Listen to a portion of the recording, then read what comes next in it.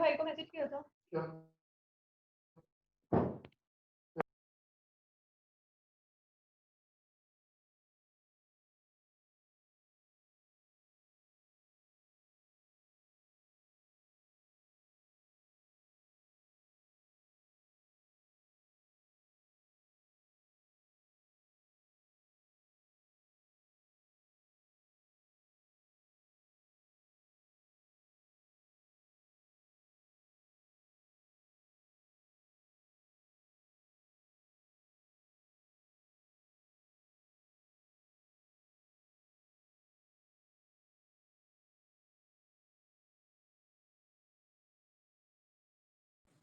अस्सलाम वालेकुम बच्चों, तमाम लोगों को आवाज़ आ रही है? अगर आप लोगों को बेटा क्लियर है तमाम चीज़ें, वीडियो भी और ऑडियो भी, तो काइंडली जो है चैट पर बता दीजिए सर एवरीथिंग इज ओके।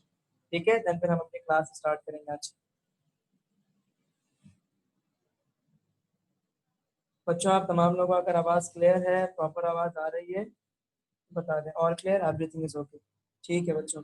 बच्चों तमाम लोग आ चुके हैं। एक मिनट, आयशा मिराज जो है वो आज न्यू स्टूडेंट है। ठीक है, आयशा मिराज भी आ चुकी हैं।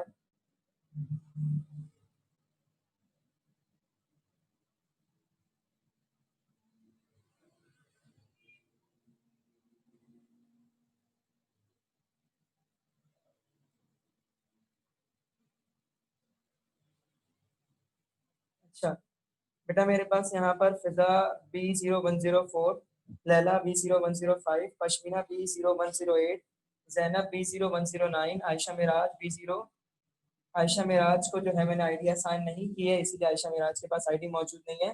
काइंडली चैट पर या फिर आयशा मिराज को जो है चैट पर ही कोई भी बता दें यहाँ पर कि जो है आयशा को किस तरह से जो है अपना माइक ओपन करना है। स्क्रीन पर टैप करना है और स्क्रीन पर टैप करने के बाद नीचे जो आपका माइक का ऑप्शन होता है उस पर आपको क्लिक कर देना है। और क्लिक करने के बाद जो है आपको join with the computers audio आएगा, call with the bio audio आएगा, तो आपको उस तरह से जो है वो ज्वाइन अप कर लेना। ठीक है, मैं जस्ट एडमिन क्रिएट कर दूं, एडमिन क्रिएट करके जो है मैं फिर क्लास स्टार्ट करता हूँ। ठीक है, अच्छा मेक होस्ट सही।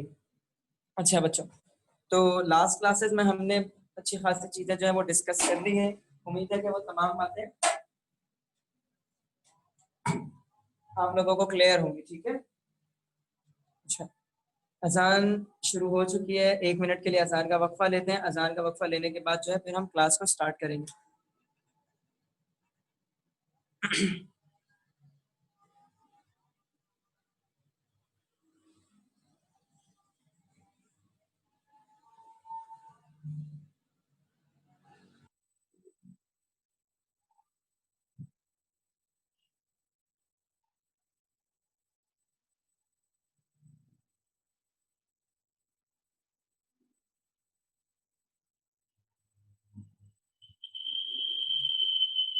या अल्लाह।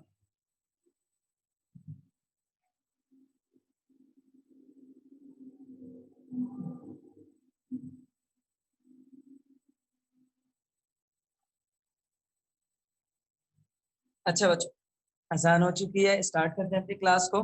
बेटा अब तक जो है हमने डिस्कशन की थी स्टोइचोमेट्री के हवाले से, लिमिटिंग रिएक्टेंट के हवाले से, स्टोइचोमेट्री के क्वेश्चन के हवाले से, उनके रिलेशंस के एस्पेक्ट में। मास मास रिलेशनशिप हो गया। ठीक है, उसी से रिलेटेड मास मास रिलेशनशिप के हवाले से जब हम मास वॉल्यूम के रिलेशनशिप को डिस्कस करते हैं तो मास वॉल्यूम का रिलेशनशिप भी हमारे पास, फिर वॉल्यूम टू वॉल्यूम का भी रिलेशनशिप होता है हमारे पास। अब मास टू वॉल्यूम का आज कुछ ज़्यादा ही जो है बाहर से आवाज़ें आ रही हैं। ठीक है, सॉरी बच्चों उसके लिए। मास मास रिलेशनशिप को जैसे हमने डिस्कस किया बेटा, सेम बिल्कुल उसी तरह से वॉल्यूम टू वॉल्यूम रिलेशनशिप पे डिस्कस किया जाएगा। ठीक है, वॉल्यूम जो है आपके पास एसटीपी के ऊपर बात की जाएगी। पहले आप वॉल्यूम जो है उससे आप क्या फाइंड आउट करेंगे, यानी वॉल्यूम टू वॉल्यूम रिलेशनशिप की अगर मैं बात करूं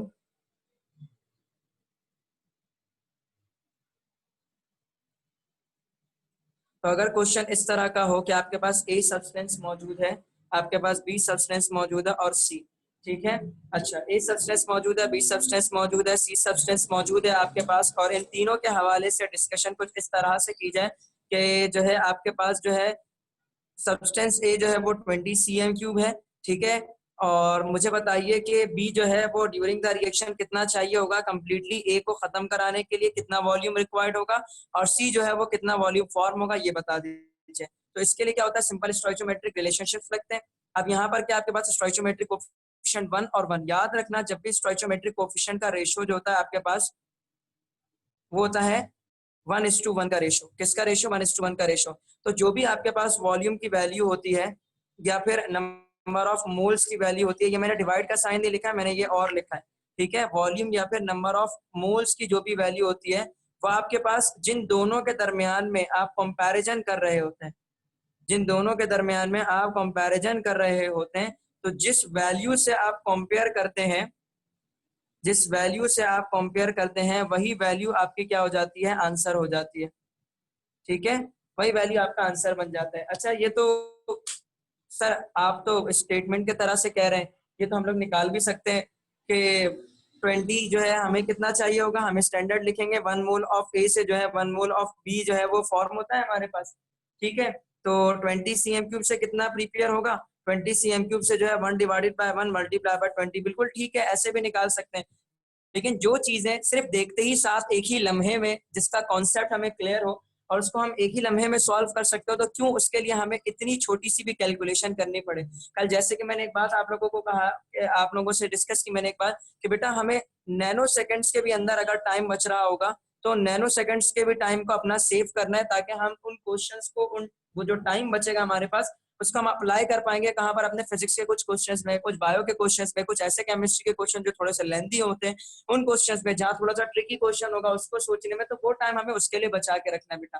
तो ये वाली स्टेटमेंट आप लोग याद रखेंगे। क्या याद रखेंगे? जब भी स्टोइचोमेट्रिक कोफिशिएंट रेशियो, स्टोइचोमेट्रिक कोफिशिएंट रेशियो क्या कहा मैंने, जब भी स्टोइचोमेट्रिक कोफिशिएंट रेशियो आपके पास 1:1 यानी सिमिलर होगा, ठीक है। अब कंडीशन ऐसी भी हो सकती थी आपके पास 2a + 2b = c। अभी भी देखो, अगर मैं कह रहा हूं कि मेरे पास जो है वो 40 cm³ जो है मेरे पास वो a है, मुझे बताओ b कितना रिक्वायर्ड होगा कंप्लीटली c को यानी कि 20 cm³ c बनाने के लिए मेरे पास वो b कितना चाहिए होगा जब 40 cm³ a होगा। तो मैं क्या करूंगा, उसका रिलेशन निकाल सकता हूँ। मैं कहूंगा 2 मोल ऑफ a से 2 मोल ऑफ b प्रिपेयर होता है, फिर क्या होगा मेरे पास, फिर मैं कहूंगा अच्छा 40 cm³ से कितना प्रिपेयर होगा, 40 cm³ से 2 डिवाइडेड बाय 2 मल्टीप्लाई बाय 40, ठीक है।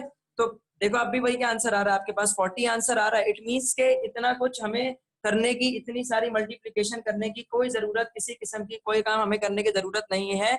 अगर रेशो देखो, जिन दोनों को आप कंपेयर कर रहे हो दोनों का रेशो सेम है, दोनों के लिए वैल्यू सिमिलर है, 2:2, मतलब 2 से 2 कैंसिल, 1:1 का रेशो। 4:4 होता है तब भी 4 से 4 कैंसिल, 1:1। यानी जब भी स्टोइचोमेट्रिक कोफिशिएंट का रेशो आपके पास क्या होगा, स्टोइचोमेट्रिक कोफिशिएंट रेशो जब भी आपके पास क्या होगा, सेम होगा, यानी जो आपके पास मोल्स हैं, सही है, मोल्स। स्टोइचोमेट्रिक कोफिशिएंट रेशियो नहीं, स्टोइचोमेट्रिक कोफिशिएंट वैल्यू लिख लो। स्टोइचोमेट्रिक कोफिशिएंट वैल्यू से आप क्या निकालते हो, रेशियो निकालते हो। तो स्टोइचोमेट्रिक कोफिशिएंट से जो की वैल्यू से जो रेशियो निकलेगा, अगर वो उसका आंसर सेम आएगा, क्या कहा, स्टोइचोमेट्रिक कोफिशिएंट की वैल्यू से जो रेशियो निकलेगा उनका आंसर अगर सेम आएगा, ठीक है, यानी जहां पर क्या आता है स्टोइचोमेट्रिक कोफिशिएंट की वैल्यू 2:2 और इनका आंसर क्या है, यानी कि स्टोइचोमेट्रिक कोफिशिएंट की जो दोनों वैल्यूज हैं उनका रेशियो क्या आ रहा है, सेम, यानी इसके लिए भी 2 है, इसके लिए भी 2 है। अब यहाँ ए बी सी डी होता तो तीनों के लिए क्या, चारों के लिए क्या होता था 2 2 2 2, तो सबके लिए रेशियो यानी मोल रेशियो सबका क्या है 2 2 2 2, तो सबके लिए वैल्यूज क्या हो जाती सिमिलर, यानी सबके लिए मोल्स की वैल्यू क्या हो जाती आपके पास सिमिलर। तो उस वक्त क्या होता आपके पास फाइनल आंसर जिससे आपको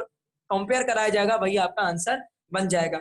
अब अगर इसका डबल हो जाए, जैसे कि आपके पास फॉर एग्जाम्पल आप जिन दो चीजों को आपस में कंपेयर कर रहे हैं, मैं इससे लिख देता हूँ दूसरे मार्कर से, जैसे कि ए है वो बी से रिएक्ट कर रहा है और सी बन रहा है आपके पास। बेटा मैं ए बी सी करके इसलिए बता दूं ताकि ए बी सी से जो है वो चीजें समझने में थोड़ी सी आसानी होती है, इसलिए मैं ए बी सी करके बता देता हूँ, ठीक है। इसके अलावा और कोई बात नहीं है। आप यहाँ पर कोई और भी एलिमेंट्स, कोई और भी सब्सटेंसेस रख के इसको सॉल्व कर सकते हो। ऑब्वियसली जब हम जर्नल कुछ सीख लेते हैं तो फिर उसी से हम बनाना सीखते हैं, ठीक है। तो मैंने क्या कहा, 1:1 का रेशियो में आपके पास जो गिवन वैल्यू दी जाएगी वही आपके पास क्या बन जाएगा, फाइनल आंसर बन जाएगा, ठीक है। लेकिन जब आपके पास रेशियो कुछ इस तरह का हो कि जो आपको गिवन दिया जा रहा है उसके लिए 1 और जिसका आंसर निकालना है वो है ट्वाइस, यानी कि फॉर एग्जांपल मैंने कहा 30 cm³, मैंने आपको ए का वॉल्यूम गिवन दिया है, मुझे बताओ वॉल्यूम ऑफ बी कितना रिक्वायर्ड होगा जब मुझे क्या बनाना है 30 मोल cm³, 30 cm³ जो है मुझे सी बनाना है, ठीक है। तो आप क्या कर सकते हैं, आप कहेंगे 1 मोल ऑफ ए से 2 मोल ऑफ बी बनता है, ठीक है, यही करेंगे आप। उसके बाद आप क्या करेंगे, 30 से कितना बनेगा 2 डिवाइडेड बाय 1 मल्टीप्लाई बाय 30, सही है। तो ये भी क्या हो रही है आपके पास, मल्टीप्लीकेशन हो रही है, ठीक है। तो यहाँ पर भी आपका क्या लगेगा, तकरीबन जो है 25 से 20 सेकंड आपके दिमाग के यूज होंगे। तो उसको भी क्या करने से बेहतर है, देखो स्टोइचोमेट्रिक कोफिशिएंट का रेशो 1 है ए के लिए और 2 है बी के लिए। 1 है ए के लिए और 2 है किसके लिए, बी के लिए। तो अभी मैंने क्या कहा, जब स्टोइचोमेट्रिक कोफिशिएंट का रेशियो 1:2 का होगा तो जो भी आपके पास वैल्यू गिवन दी जाएगी फाइनल आंसर जो होगा वो क्या होगा, ट्वाइस होगा।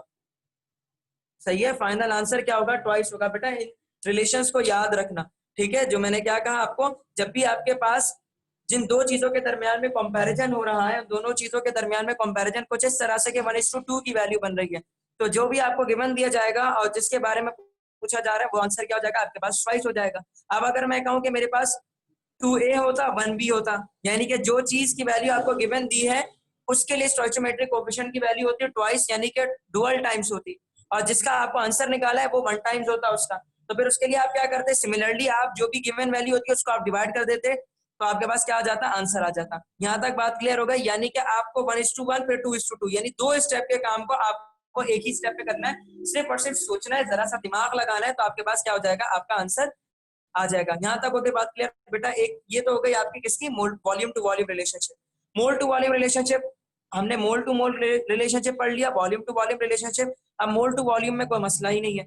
मोल टू वॉल्यूम में किस तरह की बात की जाएगी, जैसे आपके पास ए का जो है नंबर ऑफ मोल्स गिवन हो, बी से आपको कंपेयर करना, ठीक है। तो आप क्या करोगे, स्टोइचोमेट्रिक कोफिशिएंट के रिलेशन से आप इसी तरह से वैल्यूज निकाल लेंगे, ठीक है। नंबर ऑफ मोल्स की ही मदद से, अगर गौर से देखो, नंबर ऑफ मोल्स की ही मदद से हमने वॉल्यूम का भी आंसर निकाला, ठीक है। तो अगर आपके पास कभी ऐसा हो कि आपको, चलो मैं अगले पेज पर बता देता हूँ बेटा, इस पेज को गौर से देख लो, जिन लोगों को अगर कुछ कॉपी करना है तो काइंडली कॉपी कर लो इसको।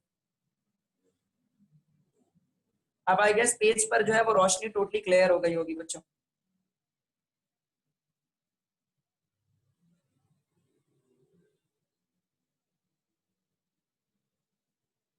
कुछ कॉपी करना है बेटा, कॉपी कर लिया, अगर कॉपी कर लिया है तमाम चीजों को तो यहाँ पर कॉपीड COPIED लिख दो चैट पर, देन फिर हम आगे नेक्स्ट पेज पर प्रोसीड करेंगे। आज मुझे एक दो चीजें और भी सिखानी है और वो बहुत अहम चीजें हैं बेटा, और बहुत मजा आएगा अभी सीखने में। जल्द से जल्द इसको हम कंप्लीट कर लें, फिर हम नेक्स्ट चीज पर जो है वो प्रोसीड करते हैं।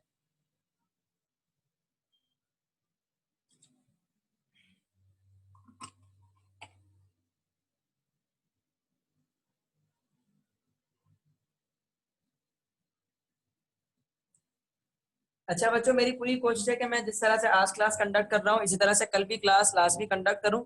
चांद रात के हवाले से देखा जाएगा कि 29 रमजान मैक्सिमम चांसेस है बिल्कुल के चांद रात हो, बिकॉज क्योंकि पिछले जो 2 महीने अरबिक के हिसाब से तो वो 30 जो है उसके गुजरे, तो इसलिए मैक्सिमम टू मैक्सिमम चांसेस यही है कि आपके पास 29 का रोजा होगा और 29 की ईद हो सकती है, यानी 29 रोजे के बाद पहली ईद हो सकती है।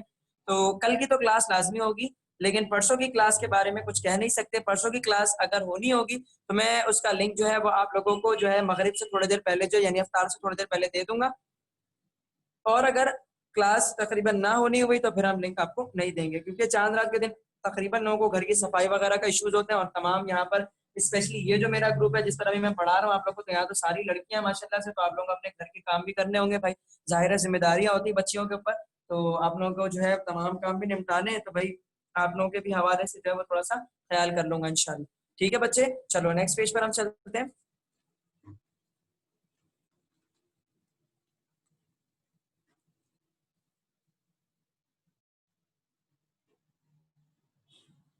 अच्छा बेटा, sir there won't be Eid this much. हाँ भाई पश्मीना बिल्कुल सेम यही हालात है कुछ, ठीक है। मुझे तो खुद समझ नहीं आ रहा मैंने कुछ खरीदा भी है कि नहीं। अब तक तो सिर्फ और सिर्फ मेरी अपने जहन के अंदर मेरा अपना बस एक कुर्ता ही घूम रहा है, उसके अलावा कुछ भी नहीं। शायद उसके अलावा मैंने कुछ खरीदा भी नहीं है, मुझे नहीं याद आता, क्योंकि मैंने खुद कुछ भी नहीं खरीदा इस बार, इसलिए। और अफ्तार बाद जो है बंदा थोड़े बहुत चक्कर लगा लेता है मार्केट्स के, लेकिन अफ्तार बाद में आप लोगों के साथ मौजूद हूँ और अब तो अफ्तार बाद तो मार्केट्स भी नहीं खुल रही, तो कुछ लिया नहीं भाई इस बार। ईद बस किसी तरह से गुजर जाए, वो ईद, ये ईद भी गुजर ही जाएगी इंशाल्लाह। चलो भाई ये दिन भी गुजर जाएंगे इंशाल्लाह, अच्छे गुजर जाएंगे, और बहुत जल्द अच्छे दिन के करीब आ जाएंगे। चलो भाई, वॉल्यूम टू वॉल्यूम रिलेशनशिप हमने डिस्कस किया। अब हम मोल कह लें या फिर मास टू वॉल्यूम रिलेशनशिप कह लें, एक ही बात है।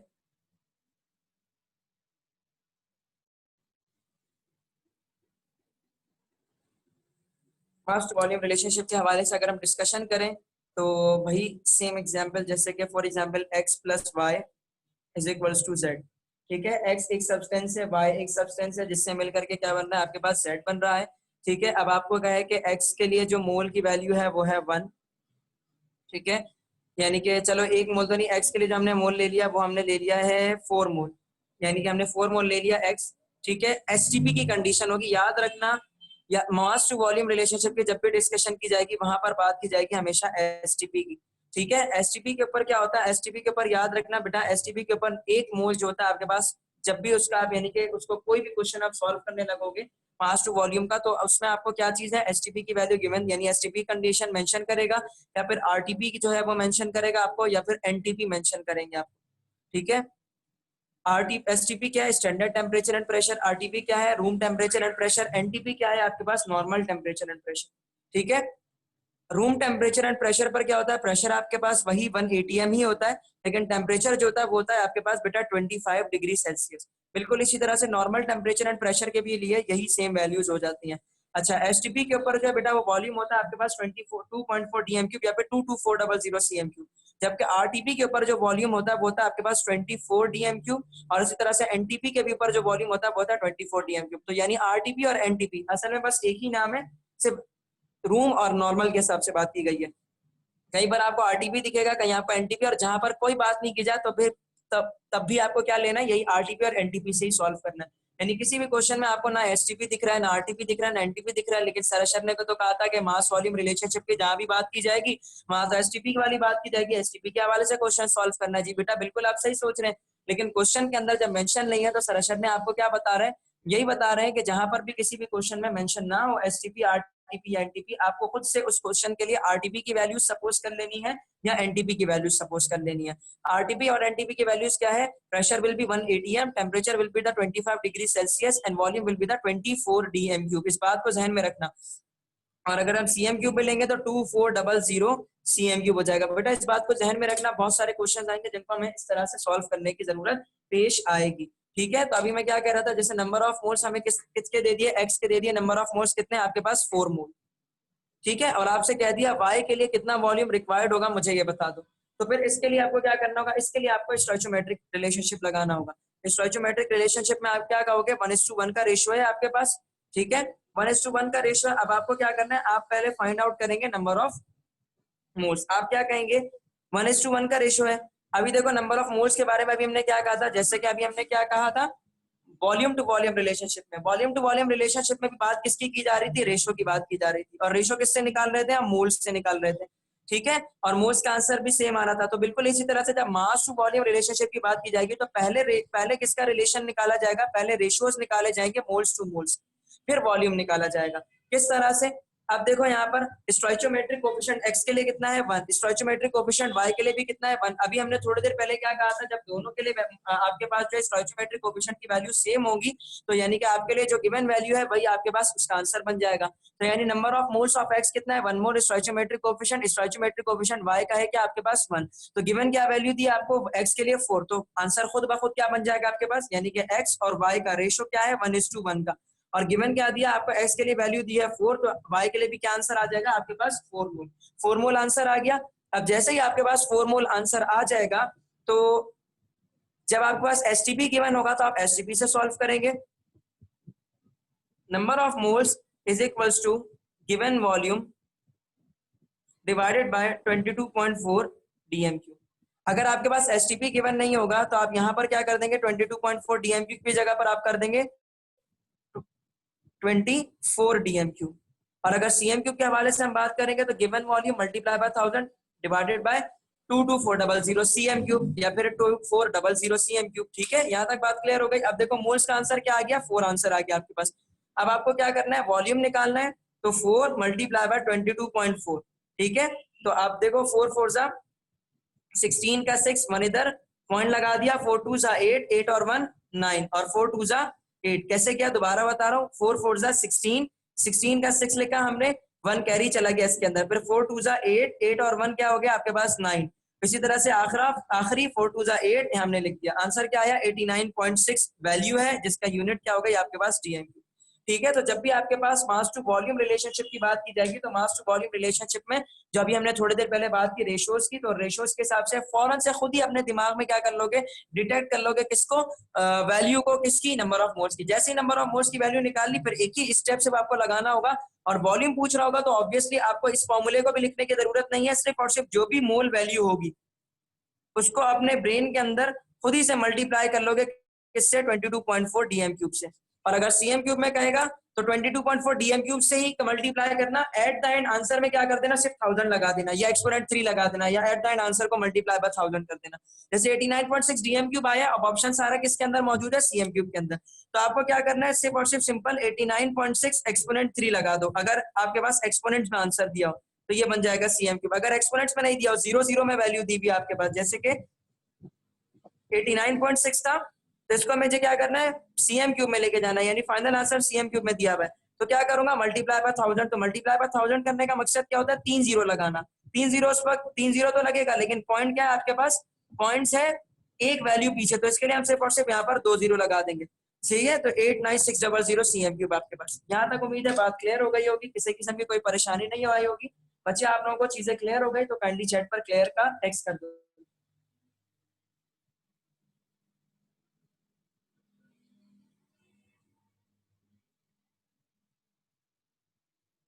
जैनब का आंसर आ गया है क्लियर। बेटा लैला, फिजा, आयशा, मेराज, पश्मीना, बच्चे बता दो क्लियर है तमाम चीजें।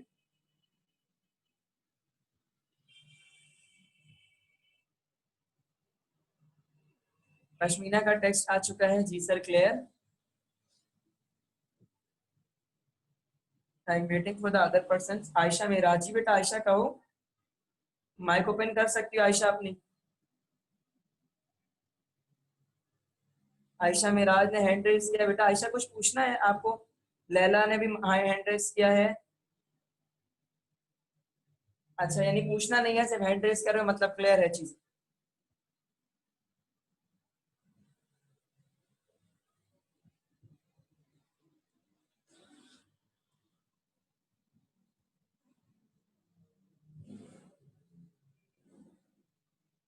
सही, तमाम लोगों की तरफ से टेक्स्ट आ चुका है, सर क्लियर है, यस सर क्लियर है, क्लियर है सर क्लियर है। आयशा मिराज ने भी, लैला ने भी, पश्मीना ने भी, जैनब ने भी। फिजा का कोई आंसर नहीं आ रहा। बेटा फिजा, चीजें क्लियर हैं बच्चे आपको?